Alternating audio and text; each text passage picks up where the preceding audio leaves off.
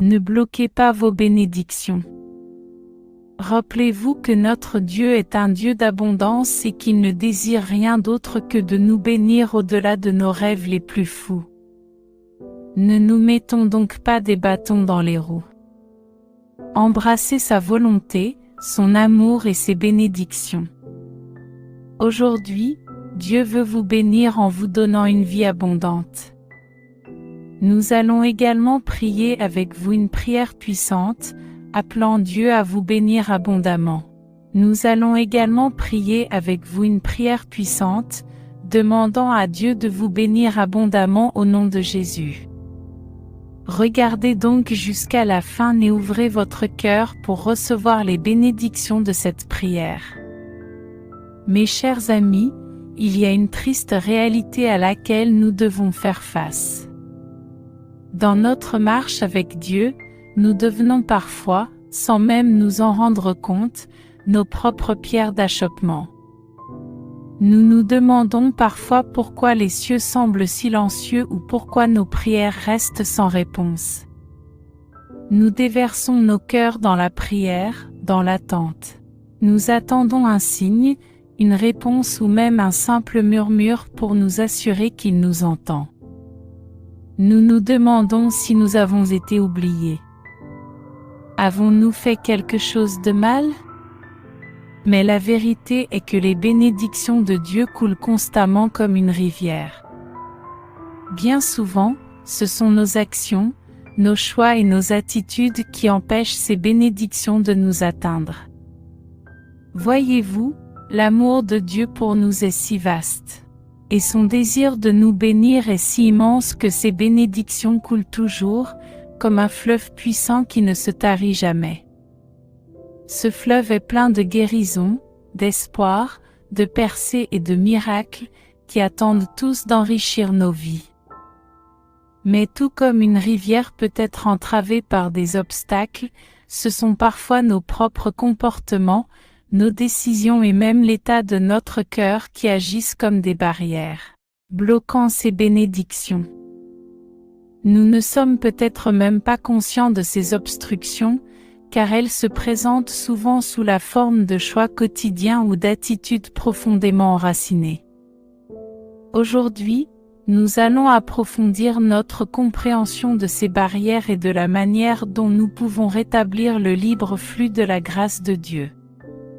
Au cours de notre vie, Dieu tisse continuellement des fils de grâce, de faveur et d'amour pour chacun d'entre nous. Mais c'est à nous de reconnaître et de recevoir ces fils pour leur permettre d'enrichir les schémas de notre vie. Aujourd'hui, nous allons examiner 5 obstacles qui peuvent bloquer vos bénédictions et vos percées. Le premier est le manque de pardon et la rancune. Pensez à l'impardonnance comme à une pierre lourde que vous tenez dans votre main. Jour après jour, ce rocher devient de plus en plus difficile à porter. Il nous ralentit et nous fatigue. C'est ce que la rancune nous fait subir. C'est comme ce lourd rocher qui rend notre vie plus difficile qu'elle ne devrait l'être. La Bible nous dit clairement dans Matthieu 6, verset 14, que si vous pardonnez aux autres lorsqu'ils vous font du mal, votre Père qui est aux cieux vous pardonnera aussi. Cela signifie que si nous voulons que Dieu nous pardonne, nous devons pardonner aux autres. C'est une idée simple, mais parfois difficile à mettre en œuvre en fonction de la situation. Mais nous pouvons tous choisir de pardonner, même si c'est difficile. Faites ce que Dieu veut que vous fassiez, et Dieu s'occupera de tout le reste. Revenons maintenant à une histoire de la Bible souvent négligée, celle d'Ésaü et de Jacob. L'histoire d'Ésaü et de Jacob. Ces 2 frères avaient toutes les raisons d'être rancuniers. Jacob, avec l'aide de leur mère, a trompé son frère aîné Ésaü pour lui arracher son droit d'aînesse et sa bénédiction. La blessure et la trahison ont entraîné des années de séparation et d'amertume. Ésaü était tellement en colère qu'il a même pensé à tuer Jacob. Mais avec le temps, une transformation s'est produite. Lorsqu'ils se sont finalement retrouvés, au lieu de la colère et de la vengeance, voici ce qui s'est passé. Genèse 33. Le verset 4 dit, Ésaü courut à sa rencontre, l'embrassa, se jeta à son cou, le baisa et ils pleurèrent. Ces retrouvailles montrent le pouvoir du pardon et la manière dont il peut transformer des années d'amertume en un moment d'amour et de réconciliation. Cependant, il est essentiel de comprendre que le pardon n'est pas seulement pour la personne qui nous a fait du mal. Il est aussi pour nous. Il nous libère. S'accrocher à la colère, au ressentiment et à la rancune, c'est comme boire du poison et s'attendre à ce que l'autre personne soit blessée. Cela affecte notre bien-être, notre relation avec Dieu et les autres, et nous empêche d'expérimenter la plénitude des bénédictions de Dieu. Lorsque nous pardonnons, nous ne disons pas que ce que l'autre personne a fait est acceptable, mais nous la libérons de notre jugement, et nous laissons à Dieu le soin de juger. Ce faisant, nous abattons les murs qui bloquent nos bénédictions et ouvrons la voie à la guérison, à la paix et à la prospérité spirituelle.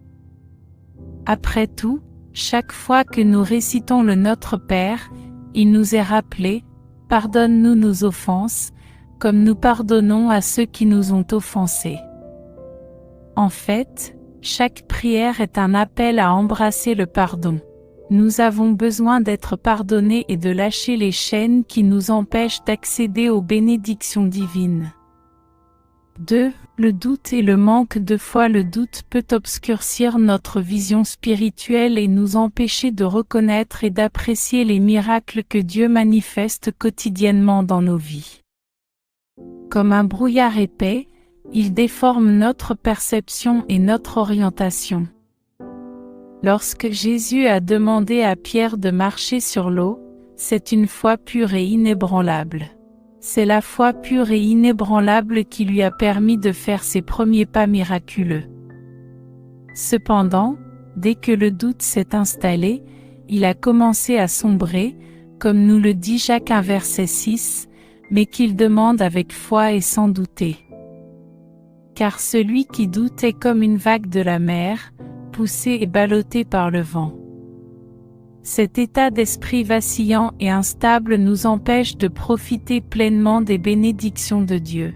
Imaginez que vous essayez de peindre un beau tableau, mais qu'à chaque fois que vous êtes sur le point de faire un trait, vous remettez en question le choix de la couleur, la taille du pinceau ou la direction du trait. De ce fait, la toile reste incomplète et l'image ne prend jamais pleinement vie. De même, dans notre cheminement spirituel, lorsque nous doutons constamment ou que nous manquons de foi, nous empêchons notre relation avec Dieu d'atteindre son plein potentiel. Nous finissons par avoir une image inégale et floue de son plan pour nous. Plutôt que le chef-d'œuvre qu'il a imaginé, le verset 1 de l'Épître aux Hébreux nous dit « Or la foi est la substance des choses qu'on espère, l'évidence des choses qu'on ne voit pas. » Cela signifie que même si nous ne pouvons pas voir quelque chose, nous pouvons croire qu'elle est là, tout comme nous croyons que le vent est là lorsque nous le sentons sur notre visage, même si nous ne pouvons pas le voir. La foi, c'est croire en Dieu et en ses promesses, même si nous ne pouvons pas le voir. La Bible raconte l'histoire d'un homme nommé Barak dans le livre des Juges, au chapitre 4 et 5. Déborah, une prophétesse, dit à Barak que Dieu veut qu'il dirige une armée contre leurs ennemis et que Dieu veillera à ce qu'ils gagnent. Mais Barak a douté. Il a dit qu'il n'irait que si Déborah l'accompagnait. Cela montre son manque de foi. À cause de cela, Déborah a dit que l'honneur de la victoire reviendrait à une femme plutôt qu'à lui. Et c'est exactement ce qui s'est passé. C'est une femme nommée Jaël qui a vaincu le chef de l'ennemi. Cette histoire montre ce qui peut arriver lorsque nous doutons ou que nous n'avons pas la foi. Nous risquons de passer à côté des bonnes choses que Dieu a prévues pour nous. Dieu a tout prévu pour nous. Nous pouvons passer à côté de nos bénédictions. Le doute, en tant qu'émotion humaine, est naturel. Nous sommes tous, à des moments différents, confrontés à des questions ou à des incertitudes. Mais dans ces moments-là, il est essentiel de se tourner vers Dieu.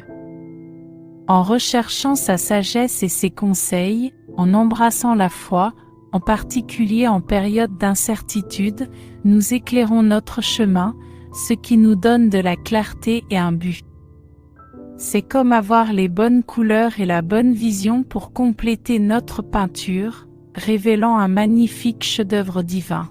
Dieu est toujours prêt à nous guider, mais c'est notre foi et notre confiance en lui qui transforment ses conseils en bénédictions dans notre vie.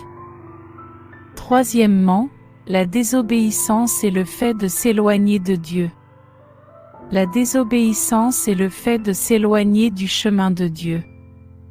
Ne pas obéir à Dieu peut vous faire perdre votre chemin. Pensez à une fois où quelqu'un vous a donné une carte ou des indications pour vous rendre à un endroit, mais au lieu de les suivre, vous avez décidé de suivre votre propre chemin, pensant qu'il s'agissait d'un raccourci. Vous vous êtes alors retrouvé perdu, regrettant de ne pas avoir suivi le chemin initial. Il en va de même pour notre voyage spirituel. Dieu nous donne une carte à travers ses paroles dans la Bible, nous guidant sur le bon chemin. Mais lorsque nous décidons de suivre notre propre chemin, sans l'écouter, nous nous sentons souvent perdus et éloignés de lui. Dans la Bible, Dieu est clair sur l'obéissance. Dans 1 Samuel 15, verset 22, il est dit « L'obéissance vaut mieux que le sacrifice. L'obéissance vaut mieux qu'un sacrifice, et l'attention vaut mieux que la graisse des béliers. » Cela signifie que Dieu apprécie notre obéissance plus que n'importe quel cadeau ou rituel que nous pouvons offrir. Il veut que nous l'écoutions et que nous suivions ses voies parce qu'il sait que c'est ce qu'il y a de mieux pour nous. Une histoire de la Bible dont on ne parle pas souvent, mais qui est très pertinente pour notre thème de la désobéissance, est celle du roi Saül et de la tribu des Amérindiens. Il s'agit de l'histoire du roi Saül et des Amalécites dans 1 Samuel. Chapitre 15. Dieu a donné à Saül des instructions claires pour qu'il détruise tout ce qui appartenait aux Amalécites à cause du mal qu'ils avaient fait aux Israélites. Mais au lieu de cela, Saül a épargné leur roi, Agag, et a gardé une partie du meilleur bétail. Il pensait pouvoir utiliser ces animaux comme sacrifice pour Dieu. Mais Dieu n'était pas satisfait parce que Saül n'avait pas suivi ses instructions à la lettre. Même si Saül pensait faire une bonne chose en gardant les animaux pour les sacrifier, il n'avait pas compris. L'obéissance à Dieu était plus importante du fait de sa désobéissance. Dieu ne voulait plus que le roi Saül reste roi, et son règne a pris une tournure tragique lorsque nous nous écartons du chemin de Dieu et que nous ne l'écoutons pas. C'est comme si nous manquions la meilleure route qu'il a prévue pour nous. Le chemin de Dieu est toujours pour notre bien, même si nous ne le voyons pas tout de suite. En lui obéissant et en suivant ses directives, nous évitons bien des problèmes et des peines de cœur. Il est essentiel de toujours vérifier avec Dieu, de lire ses paroles et de prier pour être guidé. Tout comme une carte ou un itinéraire, la parole de Dieu nous conduira toujours au bon endroit. Un endroit plein de bénédictions et de paix.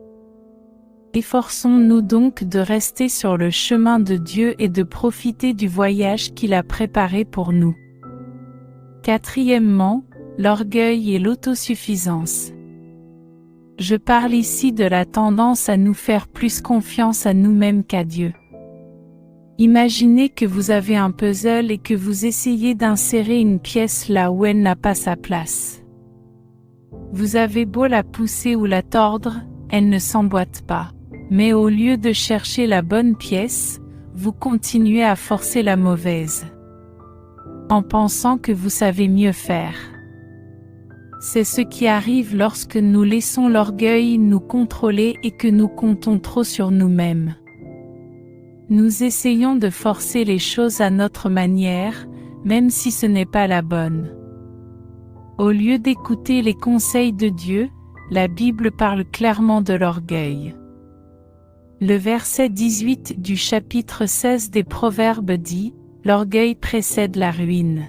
L'orgueil précède la ruine, et l'arrogance la chute. » Ce verset nous rappelle que lorsque nous avons une trop haute opinion de nous-mêmes, nous nous exposons à des problèmes. Dieu veut que nous soyons humbles, que nous réalisions que nous n'avons pas toutes les réponses et que nous nous appuyons sur lui. Regardons l'histoire du roi Osia dans 2 Chroniques, chapitre 26. Pendant de nombreuses années, il a fait ce qui était juste aux yeux de Dieu. Il avait du succès et était puissant, mais avec ce pouvoir, l'orgueil a commencé à s'insinuer dans son cœur. Il commença à penser qu'il pouvait tout faire, même les tâches réservées aux prêtres. Un jour, il est entré dans le temple pour brûler de l'encens, une tâche que seuls les prêtres étaient autorisés à accomplir. Lorsque les prêtres l'ont averti, il n'a pas écouté et ne s'est pas humilié, au lieu d'écouter et de s'humilier. Ésaïe s'est mis en colère, mais Dieu a vu son orgueil. À ce moment-là, Ésaïe est atteint de lèpre. L'orgueil d'Ésaïe l'a conduit à sa perte. Se fier à soi-même et penser que nous n'avons pas besoin de l'aide de Dieu est une voie dangereuse. C'est comme refuser de demander notre chemin lorsque nous sommes perdus, simplement parce que nous sommes trop fiers pour admettre que nous ne connaissons pas le chemin. Certains d'entre nous doivent donc admettre qu'ils ne savent pas tout. Certains d'entre nous sont trop fiers, mais Dieu attend toujours que nous lui tendions la main, que nous lui demandions de l'aide. Il veut nous guider et nous conduire sur les meilleurs chemins. La clé est d'être humble, d'admettre que nous avons besoin d'aide et de faire confiance à la sagesse de Dieu plutôt qu'à la nôtre en mettant de côté notre orgueil et en nous appuyant sur Dieu.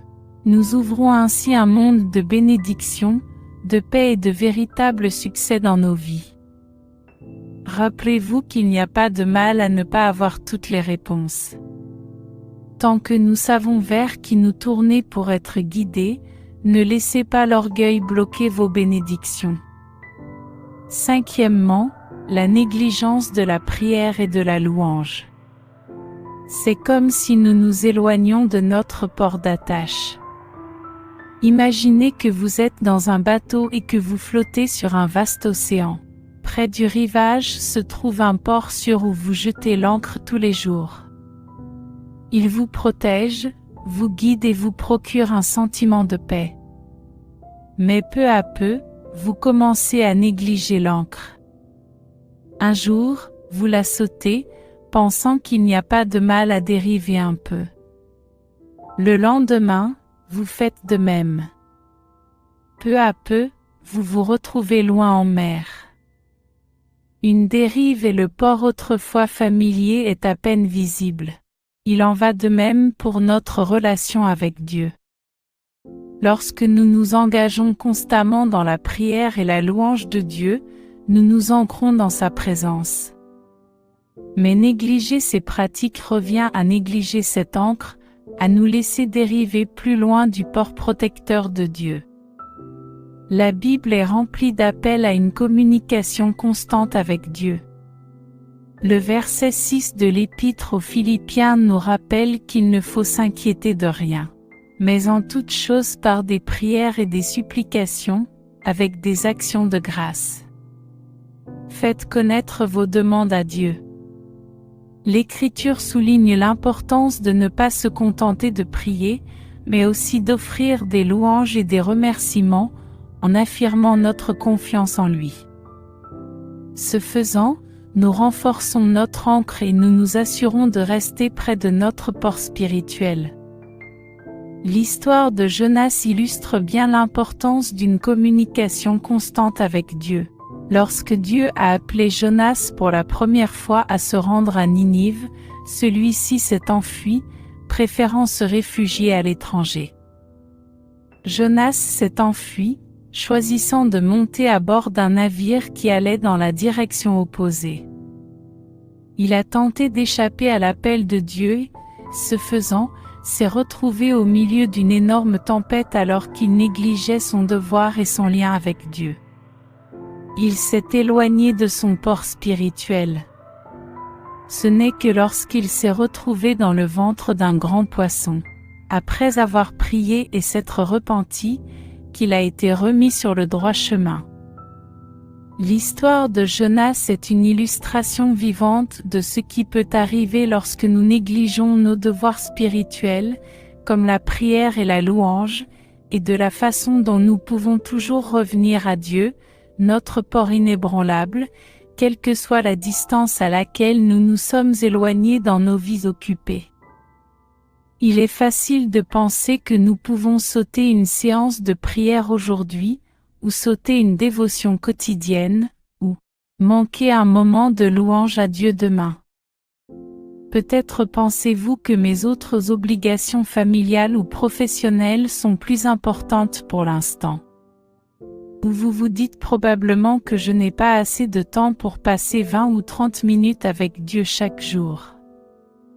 Mais chaque fois que nous le faisons, c'est comme si nous laissions notre bateau couler. C'est comme si nous laissions notre bateau dériver un peu plus loin de ce port sûr. Avec le temps, nous pouvons nous retrouver perdus dans l'immensité des défis de la vie. La prière et la louange sont plus que de simples expressions de dévotion.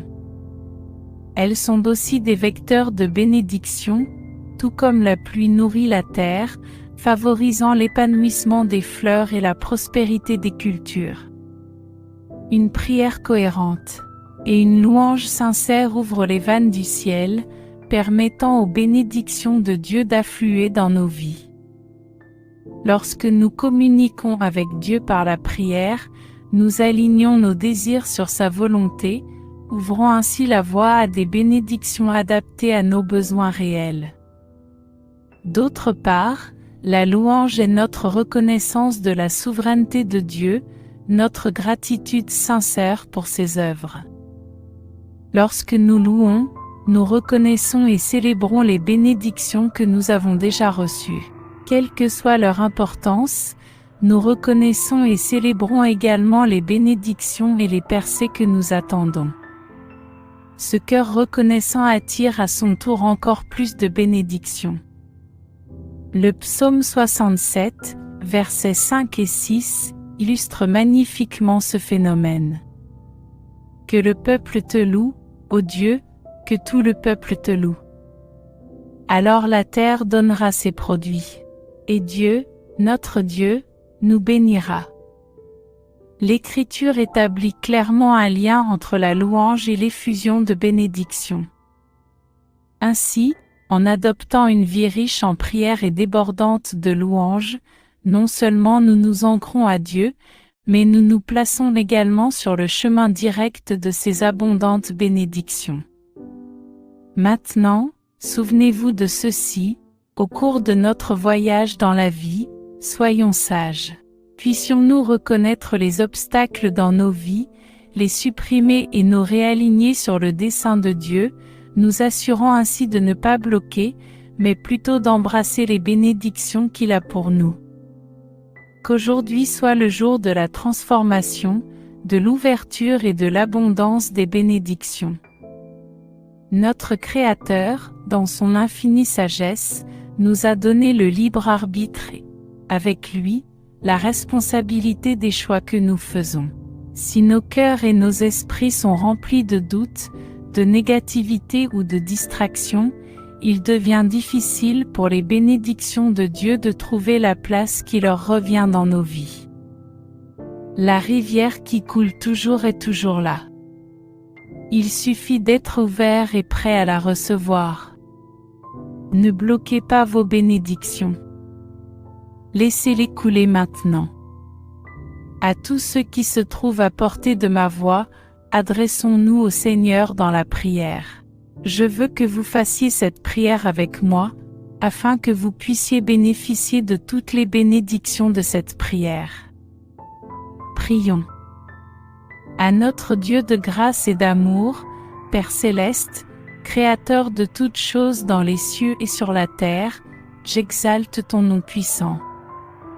Je te remercie, Seigneur, car tu es le dispensateur de tous les bons dons et la source d'abondantes bénédictions.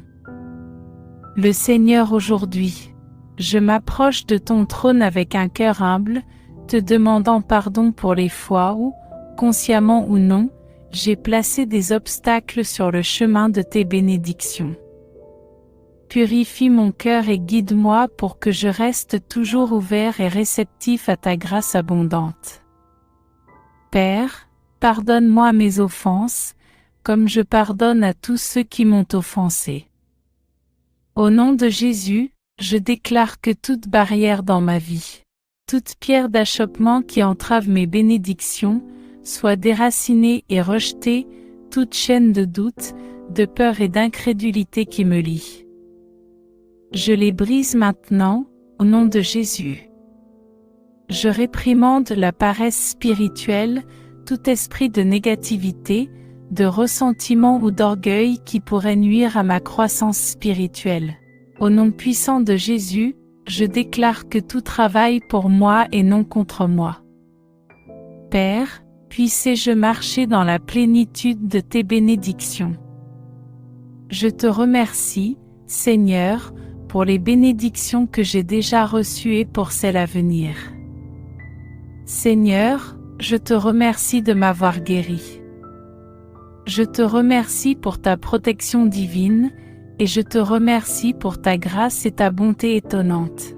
Seigneur, j'amène devant toi mes proches. Je te demande de veiller sur eux, de les guider et de les bénir abondamment. Père, tout comme tu m'as révélé l'importance de ne pas bloquer tes bénédictions, je prie pour que leur cœur soit également réceptif à cette vérité. Protège-les de toute force qui pourrait travailler contre eux. Et au nom de Jésus, fais qu'ils fassent l'expérience d'un débordement de ta grâce, de ton amour et de ta faveur dans tous les domaines de leur vie. Et de ta faveur dans tous les domaines de leur vie. Alors que je récite cette prière avec tous ceux qui m'écoutent, Seigneur, je te remercie pour chaque cœur qui s'humilie devant toi en ce moment. Je prie pour qu'une puissante vague de réveil spirituel et de prise de conscience déferle sur tous les cœurs. Que les écailles tombent de nos yeux afin que nous puissions voir clairement les moyens par lesquels nous bloquons notre vie. De la façon dont nous bloquons nos propres bénédictions. Allume en nous un désir fervent de nous rapprocher de toi, de vivre en harmonie avec ta volonté et d'être des vases ouverts, prêts à recevoir tes dons inépuisables.